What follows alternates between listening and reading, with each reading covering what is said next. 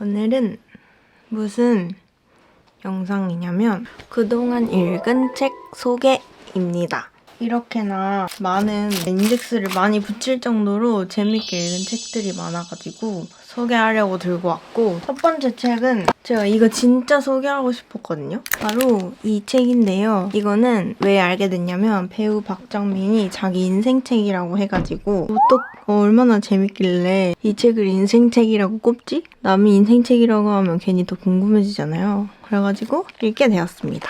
일단 이 책의 줄거리를 그냥 간단하게 설명하면은 못생긴 여자랑 잘생긴 남자가 사랑하는 이야기예요. 정말 단순하게 이야기하면 그런데 이걸 보면은 약간 불편할 수 있어, 처음에는. 왜냐면 외모에 대한 어떻게 보면 외모 평가잖아요, 벌써부터. 어쨌든 설정상 그렇고 저는 이 불편하지만 불편함에서 오는 어떤 뾰족한 질문 같은 게 있다고 생각해요. 사실은 그 왜 불편하냐라고 하면은 우리 모두 거기에서 자유롭지 못하기 때문에. 외모를 보고 사랑을 하게 되는 것도 맞는 거고, 외모를 아예 안 보고 사랑을 한다라는 건 사실 어려운 일이라고 생각을 해요. 누구나 조금씩은 자기만의 어떤 기준이 있고, 그래서 우리 모두 안에 가지고 있는 어떤 불편한 지점을 건드릴 수 있는 책이라고 생각을 해서 추천을 하고, 그러고 재밌습니다. 일단 이 인덱스 보이세요? 진짜 인생과 인간에 대한 명언이 폭발합니다. 그래서 사실 이 책은 외모 지상주의를 다루고 있기도 하지만 이거는 약간 인간의 열등감? 수치심에 대해서도 다루는 책이에요. 우린 누구나 자기가 못 가진 거를 부러워하잖아요. 남과 비교하면서 정말 부끄러워하고 부러워하고 약간 이런 감정이 항상 있는데, 여기서 한 발짝 벗어나 볼 필요가 있다. 그리고 사실 이걸 벗어나려면 혼자 하는 건 너무 어렵고 사랑하는 사람이 있다면 가능할 수도 있다. 왜냐면 우리 사랑하는 사람은 서로의 밝은 면을 상상해주는 면이 있기 때문에.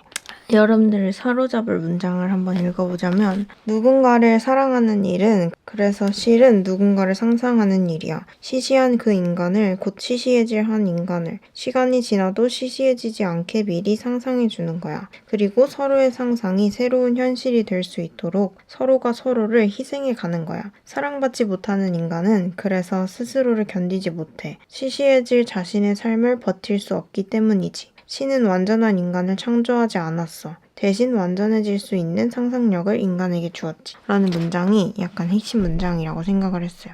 우리는 모두 결핍에 집착하느라 또 외모도 그렇고 학벌도 그렇고 스펙도 그렇고 더 나아지려고 남을 보면서 경쟁할 수밖에 없는데, 사실은 원래 우리는 불완전한 존재고 이걸 깨닫게 해주고 대신 내가 더 나은 사람이 될 수 있게 해주는 게 사랑이다. 물론 이런 사랑이 싫지 않느냐는 모르지만요. 어쨌든 사랑이 이렇게 굉장히 달콤한 것이라는 것이 좋았습니다. 사실 사랑 이야기이긴 하지만 우리 사회의 외모지상주의랄지 어떤 획일화된 기준? 그런 거를 한번 탈출할 상상력을 기를 수 있는 책이 아닌가. 그리고 내가 꼭 못생긴 여자, 그런 결핍이 있는 여자가 아니더라도 저한테는 또 다른 결핍이 있을 수도 있잖아요. 그리고 내가 남을 부러워하고 그리고 나를 낮추고 부끄러워했던 경험이 있다면 충분히 감정이입이 잘 될 만한 소설입니다. 그래서 이 책 추천. 그리고 다음 추천할 책은 이 책인데요. 이건 유명하죠, 사실. 이거는 어쩔 수가 없다의 원작 책입니다.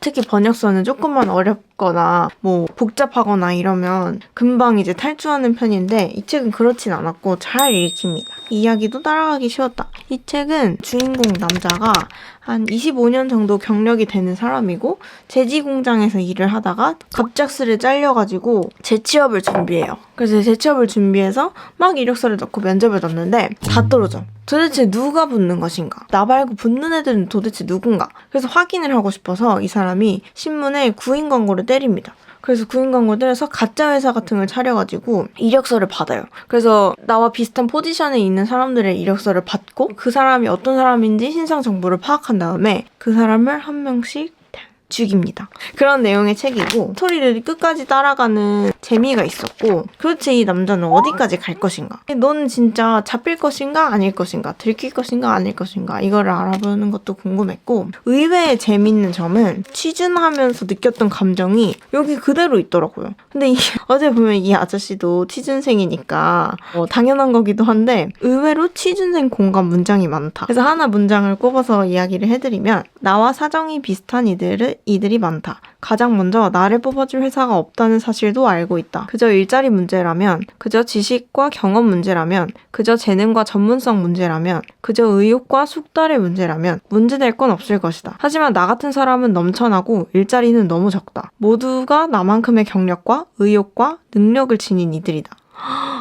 정말 내가 생각한 거잖아. 왜냐면 저는 취준을 하면서 제가 뽑힐 거란 생각을 단 한 번도 한 적이 없어요. 왜냐? 내가 구린 걸 내가 제일 잘 알아. 그리고 남들 다 열심히 살았고 남들 다 대단합니다. 그래서 이게 도대체 내가 뽑힐 수 있는 게임인가? 이런 생각을 되게 많이 했어요. 그리고 나도 열심히 살았지만 남들도 다 열심히 살았어요. 그래서 뭔가 이런저런 생각도 들면서 이게 도대체 다 열심히 살았는데 그럼 누가 회사에 들어가는 것인가? 어떤 생각. 최근에 AI가 또 일자리를 대체할 거라는 어떤 굉장히 아주 겁주는 경고들이 많이 나오고 있지 않습니까? 그래서 이게 옛날 책이기도 하지만 90년대에 나온 책인데요. 지금도 통하는 게 분명히 있다. 넷플릭스 보는 느낌으로 책을 읽으면 좋을 것 같습니다. 다음, 스토너인데요. 하도 유명하다길래 호기심이 점점 들더라고요. 근데 생각보다 이 내용이 별게 없어요. 그냥 이 윌리엄 스토너라는 사람이 태어나서 공부하고 뭐 과도 바꾸고 대학 교수가 돼서 자기가 좋아하는 분야에 매진하다가 죽는 그런 이야기거든요. 그래서 한 인물의 처음과 끝을 우리가 보게 되는 어떤 구성인 건데 이것도 술술 읽혔고 이걸 읽으면서는 그냥 어떤 생각이 들었냐면 인생이 진짜 내 맘대로 안 되는 거다 원래. 그러니까 인생이 힘드신 분들이 읽으면 약간 좋을 것 같아. 인생은 원래 내 맘대로 안 되는 일들의 투성이고 그냥 인생이라는 게 엄청 별거가 있는 게 아니라 약간 시시한 거다 어떻게 보면 이런 생각이 들었거든요. 시시한데 그냥 사는 거지. 자기 인생을 그냥 사는 거다. 뭐 대단할 것도 없고 자기가 좋아하는 거, 의미 있는 거 열심히 하면서 살면 그거대로 의미가 있는 삶인 거다 라는 생각. 그래서 문장 좋았던 거 읽어보자면 그는 방식이 조금 기묘하기는 했어도 인생의 모든 순간에 열정을 주었다. 하지만 자신이 열정을 주고 있음을 의식하지 못했을 때 가장 온전히 열정을 바친 것 같았다. 그것은 정신의 열정도 마음의 열정도 아니었다. 그 두 가지를 모두 포함하는 힘이었다. 그 두 가지가 사랑의 구체적인 알맹이인 것처럼 상대가 여성이든 시든 그 열정이 하는 말은 간단했다. 봐, 나는 살아있어. 라는 부분이었습니다. 그래서 그냥 어차피 내 인생이 힘들 때 되게 자주 하는 생각이 있거든요. 어차피 죽어. 그러니까 자기 자신이 죽을 거 아니면 어차피 나중에 어차피 우리 다 죽거든요. 그래서 그냥 순간순간 자기가 하고 싶은 거 하면 된다. 너무 아등바등 해봤자 어차피 죽는다. 인생이 참 시시하다. 100년짜리다. 뭔가 중요한 것이 무엇인가? 인생을 어떻게 살아야 할 것인가?에 대한 질문에 답을 내리고 싶은 분들에게 추천을 해드립니다. 네, 재밌었어요. 다음 책은 제가 이 책 때문에 리뷰를 결심했다고 해도 과언이 아닌데 바로 팡팡의 연매장입니다. 이 책 진짜 재밌었어요. 그러니까 뭔가 하하호호 유쾌한 내용은 아니거든요. 연매장이라는 게 시신을 관에 안 넣고 곧바로 그냥 흙에 묻는 장례 방식이래요. 어떤 의미냐면 소설 속에 나오는 설명에 따르면 원한을 품은 채 죽으면서 환생하고 싶지 않을 때 선택하는 방식이 연매장이라고 합니다. 그래서 좀 의미심장한 제목을 가진 책인데요. 간단한 줄거리와 배경을 설명을 해보자면 이 딩쯔타오라는 여성이 나옵니다. 근데 이 사람이 기억을 잃은 채로 삶을 살아가고 있어요. 근데 문득 어떤 기억의 파편이 떠오르는 정도예요. 그래서 이상하다. 이게 뭐지? 하는 식으로 살고 있는데 뭔가 갑자기 시신을 구덩이에 파묻는 장면이 스쳐 지나간다던가 약간 그런 식의 어떤 장면들이 자기도 모르게 떠오르는 거죠. 근데 이렇게 살다가 남편이 죽고 이제 아들이 장성해서 마침내 집을 마련해요. 그래서 새 집에 어머니를 초대하게 됩니다. 근데 거기 가서도 한동안 잊고 살던 어떤 옛 기억이 다시 파편으로 착 떠올라요. 그래서 이 뭔가 집 이름 같은 천성루? 이런 집 이름이 갑자기 떠오르면서 완전히 인사불성이 되거든요. 이 딩쯔타오라는 여성이. 그래서 이후에 이 사람이 잃어버린 기억을 찾아가는 내용입니다. 그래서 이게 이야기가 두 가지 갈래인데요. 이 아들이 엄마는 기억을 왜 잃었을까? 엄마는 왜 이렇게 됐을까? 플러스 엄마는 과거에 어떤 사람이었을까? 이거에 대한 미스테리를 풀어가는 게 하나가 있고, 하나는 이 딩쯔타오라는 사람의 내면에서 자신의 과거를 되찾아가는 어떤 이 사람의 서사가 풀리는 내용이 나옵니다. 두 가지 축인 거죠. 이 책의 배경이 중국 토지개혁을 배경으로 하고 있거든요. 토지 대개혁 때 중국에서 지주를 엄청나게 죽이고 뭔가 그런 계급 투쟁이 있었거든요. 농민들이 수많은 사람을 죽이게 되고 그 과정에서 당연히 지주들은 죽음을 맞게 되고 약간 그런 배경이 있겠죠? 어쨌든 누군가는 굉장히 이 역사를 필요했고 잘했다라고 기억을 하고 있고, 누군가는 이랬어야만 했나 하는 식으로 의문을 남길 수도 있는 어떤 역사인 건데, 저는 읽으면서 약간 작별하지 않는다가 떠올랐어요. 근데 작별하지 않는다가 훨씬 어떤 문학적이긴 한데, 이것랑 마찬가지로 과거의 기억이 갑자기 떠오르잖아요. 그래서 그런 장면들이 되게 비슷하다고 느꼈어요. 그리고 역사적인 소재를 다루고 있기 때문에 그런 점도 비슷하다고 느꼈습니다. 그래서 그 작별하지 않는 나를 재밌게 읽으신 분들은 이 책도 재밌게 읽지 않을까 이런 생각이 들었어요.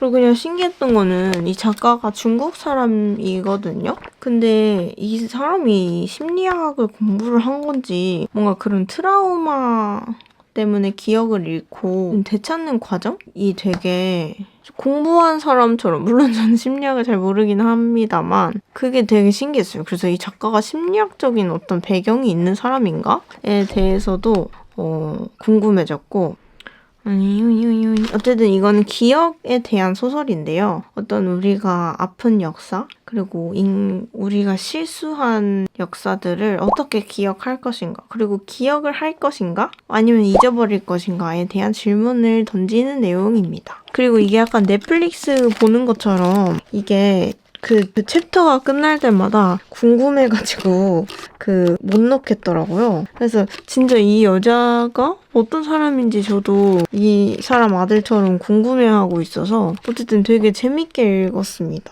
그래서 추천하고, 역사소설 좋아하시는 분들은 좋아하실 것 같아요. 그래서 인상 깊었던 문장들을 이야기해보자면, 모든 망각을 배신이라고 볼 수는 없다. 오히려 망각은 살아남기 위해서일 때가 많다. 이 내용과 작가의 말에 나오는 문장도 되게 인상이 깊었는데, 사람이 죽은 뒤 관이라는 보호막도 없이 곧장 흙에 붙이는 것이 연매장이다. 그리고 살아있는 사람이 과거를 단호하게 끊어내고 이를 봉인하거나 내버리는 채 의식적이든 무의식적이든 기억을 거부하는 것도 시간의 연매장 되는 것이다. 일단 연매장 되면 영원히 대대손손 누구도 알 수 없다. 저는 이야기도 재밌고 메시지도 좋은 책이 좋다고 생각하거든요. 아무리 메시지가 좋다고 하는데 재미가 없으면 너무 괴롭잖아요. 약간 기생충도 어떤 약간 서스펜스? 긴장감도 주고 이야기적으로 재미도 있고 의미심장한 메시지가 있기 때문에 또 사람들이 재밌어 하는 거잖아요. 저도 약간 같은 맥락으로 이 연매장이라는 책도 담고 있는 메시지도 좋고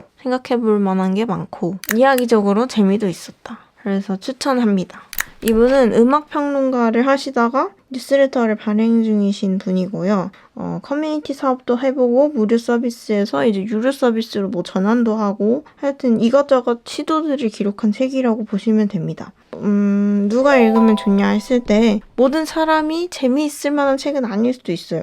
근데 뉴스레터를 발행을 해보고 싶거나 아니면 내 창작물을 이제 사람들한테 내보이고 싶다. 이런 분들에게 추천합니다. 그리고 브랜딩에 관심이 많으신 분들도 재밌게 읽을 수 있을 것 같아요. 저는 하고 싶은 일이 있는데 용기가 안 난다. 이런 사람들한테도 추천을 합니다. 왜냐면 이 책에 동기부여되는 일 말들이 많이 나오고 사실 그런 문장이 와닿는 것도 분명히 있었지만 사실 이분이 그냥 시행착오를 하면서 얻는 과정을 제가 쭉 보면서 어떤 거를 했을 때 얻을 수 있는 게 분명히 있구나. 그러니까 그 과정에서 최선의 고민을 했을 때 더 나은 콘텐츠를 만들 수 있구나 하는 생각이 자연스럽게 들어서 직접 자기 거를 만들고 싶은 분들은 되게 좋아하실 것 같다고 생각을 했어요. 좋았던 문장. 이 책이 짧은데도 제가 인덱스를 많이 해놨는데요. 그러면 AI 시대의 크리에이티브는 뭘까? 바로 남과 달라지는 것이다. 많은 사람이 크리에이티브, 창의성을 감각으로 이해한다. 그래서 타고난 것, 우연한 것, 심지어 천재적인 것으로 정의한다. 하지만 내게 크리에이티브는 타고난 감각도 천재적인 것도 아니다. 창의성은 고유한 관점과 열린 태도를 통해 훈련된 것이다.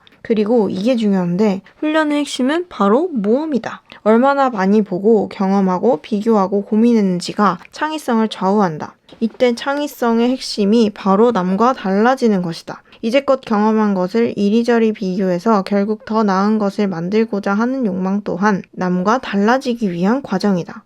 이 문장이 재밌었습니다. 그리고 이 책 제목이 재밌잖아요. 관점을 파는 일. 이게 도대체 뭘까 하는데 사실 사람들이 콘텐츠를 소비할 때 뭐 대단한 어떤 정보 같은 거를 원할 것 같지만 요즘 세상에는 사실 이 사람의 어떤 통찰을 주로 소비하는 거다라는 내용이 나오는데 그 내용도 되게 공감이 됐습니다. 특히 자기 콘텐츠를 만들고 파는 사람이라면 이 나만의 관점을 기르는 거, 그리고 나만의 통찰력을 기르는 게 굉장히 중요해질 거다, 앞으로 더. 이미 중요해졌고 중요해질 거다. 그래서 이분의 생각도 너무 멋있었고 그러고 좋았어요. 그리고 나도 약간 나만의 관점을 키워봐야겠다. 열심히 뭔가 적고 기록하고 나의 것으로 소화하는 과정을 꼭 해봐야겠다라는 생각이 들었습니다.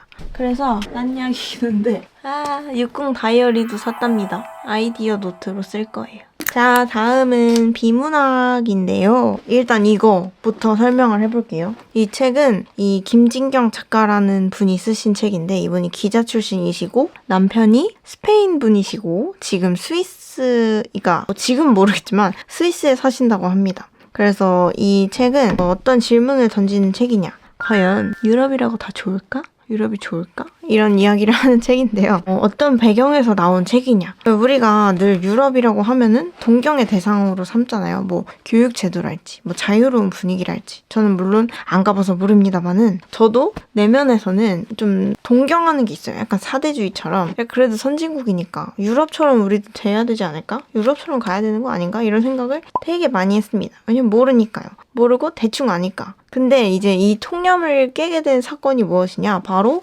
코로나다. 코로나 때 사실 우리나라는 되게 철저한 관리를 해서 나름 방역에 성공했다는 국제사회의 평가를 들었죠. 근데 물론 이제 동선 관리 부분에서 뭐 개인정보가 과다하게 유출이 된다거나 사람들이 신상을 털기 당한다던가 하여튼 그런 문제가 생기기도 했지만 어쨌든 국가 전체적으로 봤을 때는 되게 잘 관리된 편이었단 말이에요. 근데 유럽은 이제 어떻게 됐냐. 뭐 마스크를 쓰게 강제하면 안 된다. 그건 개인의 자유 억압이다. 하면서 막 시위를 하기도 하고 뭐 백신 맞기를 거부하는 사람도 많고 개인이 걸리면 상관이 없긴 하는데 이거는 약간 어떻게 보면 시민들 간의 연대인 거잖아요. 그러니까 저 사람이 백신을 맞는 거는 저 사람이 안전하기 위한 것도 있지만 저 사람으로부터 내가 감염되지 않는 그런 집단 방역의 효과도 있는 거니까. 마찬가지로 마스크도 그렇죠. 어쨌든 그래서 유럽은 초기에 전염병이 퍼지는 거를 막지를 못해서 많이 퍼졌죠. 그래서 사람들이 코로나도 많이 걸렸고 사망도 했죠. 그리고 인종차별까지 생겨났죠. 그래서 약간 이런 사건들을 통해서 질문을 던지는 거예요.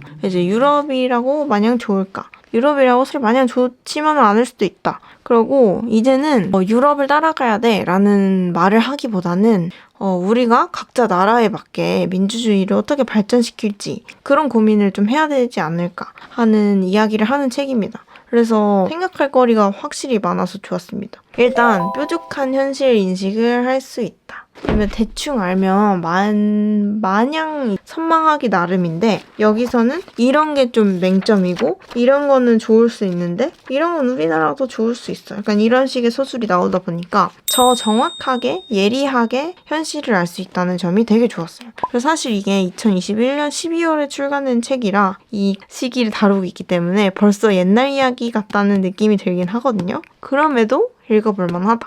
그래서 표현의 자유, 인종차별, 직접 민주주의는 언제나 옳은가? 약간 이런 좀 논쟁적인 질문들을 생각해보는 걸 좋아하시는 분들이라면 이 책을 되게 흥미로워 하시지 않을까 하는 생각이 들어서 가져왔습니다. 그리고 다음은 이건데요. 딱 봐도 아시겠죠? 더 커뮤니티를 연출한 권성민 PD님이 쓴 책입니다. 저는 이 예능을 되게 재밌게 봤어요.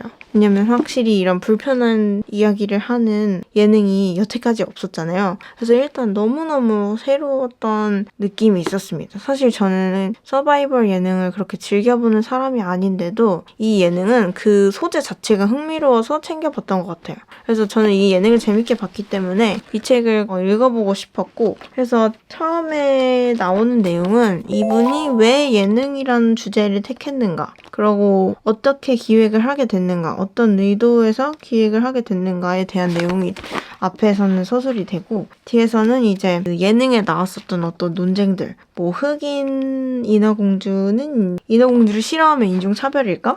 이런 거 있잖아요. 그리고 이퀄리스트라는 어떤 단어를 왜 페미니즘의 반대항으로 설정하게 됐는지, 그리고 우리 사회에서 첨예한 대립점에 있는 그 20대 남성들이 처한 입장과 여성들이 처한 입장은 서로 어떤지, 약간 진짜 말 그대로 이 제목이 더 커뮤니티에 입장하셨습니다. 그래서 저희가 실제로 더 커뮤니티에 입장한 것처럼 저도 이 책을 보면서 상대방의 입장을 점검해 볼 수가 있었다. 그냥 예능 기획 의도 설명하는 책인 것 같지만 사실 이 안에 어떤 역사적인 내용도 굉장히 깊이가 있고 좌파와 우파의 기원에 대한 얘기도 나오고요.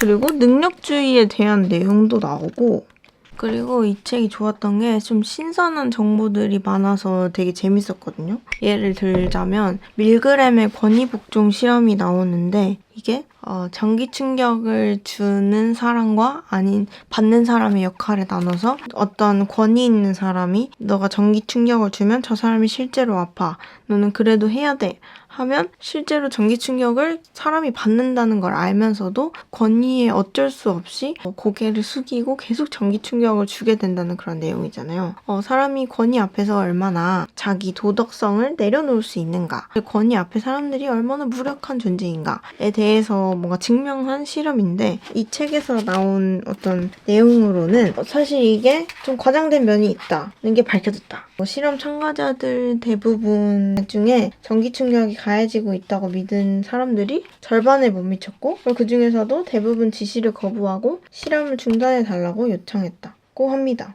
그래서 우리가 아는 내용이 전부가 아닐 수도 있겠다. 그리고 인간은 생각보다 변화할 여지가 있다. 여기서 실험을 거부한 사람들의 가장 중요한 공통점이 무엇일까? 바로 대화였다 라는 내용이 나오는데, 그만큼 사람과 사람 사이에서 대화하고 소통하는 게 얼마나 중요한지, 그래서 그 소통하는 게 우리의 도덕성을 되찾을 수 있는 방법이라는 것이지요. 결국에 우리가 왜 사회에서 이렇게 생각이 다르고, 솔직히 생각 다른 사람 의견 듣는 거 너무 힘들잖아요. 저도 그렇거든요. 그럼에도 왜 남의 의견을 한번 들어볼 필요가 있는지에 대해서 생각해보게 하는 책이었습니다. 왜냐면 우리는 결국에 같이 살아야 하기 때문이죠. 사실 같이 안 살아도 되면 안 들어도 되죠. 근데 같이 살아야 되니까 반드시 합의점을 찾아야 되고, 정말 힘들지만 합의점을 찾기 위해서는 결국에는 서로서로 이야기를 들을 수밖에 없다. 어떤 그런 안타까운 장난이고요. 어쨌든 서로 생각을 왜 들어야 하는가에 대한 이야기를 하는 책입니다. 그래서 재밌었어요. 이렇게 해서 최근에 읽은 이 하나, 둘, 셋, 넷, 다여 7권에 대한 간단한 리뷰를 해봤는데, 사실 말을 너무 못해서 제 자신에 대한 자괴감이 계속 들었지만 네, 밑밥 까는 거 맞고요. 다들 어떻게 흥미가 생기시는 책이 있으실지 궁금하고 읽어보신 책이 있다면 댓글 남겨주시면 좋을 것 같습니다. 전 항상 여러분들이 책을 어떻게 읽었는지 궁금하거든요. 그래서 나 이 책 읽어봤는데 재밌더라, 아니면 뭐 이 책이랑 비슷한 책 나 안다 하는 것도 같이 추천해주시면 좋을 것 같아요. 어차피 제 지식은 협소하기 때문에 여러분들의 도움이 필요합니다. 처음 찍어본 다량의 책 추천인데 앞으로도 뭔가 막 읽은 책이 많이 쌓이면 한번 이렇게 모아서 리뷰를 하는 것도 해보도록 하겠습니다. 그러면 저는 이만 물러가겠습니다, 여러분. 오늘도 봐주셔서 감사합니다. 안녕. 또 만나요.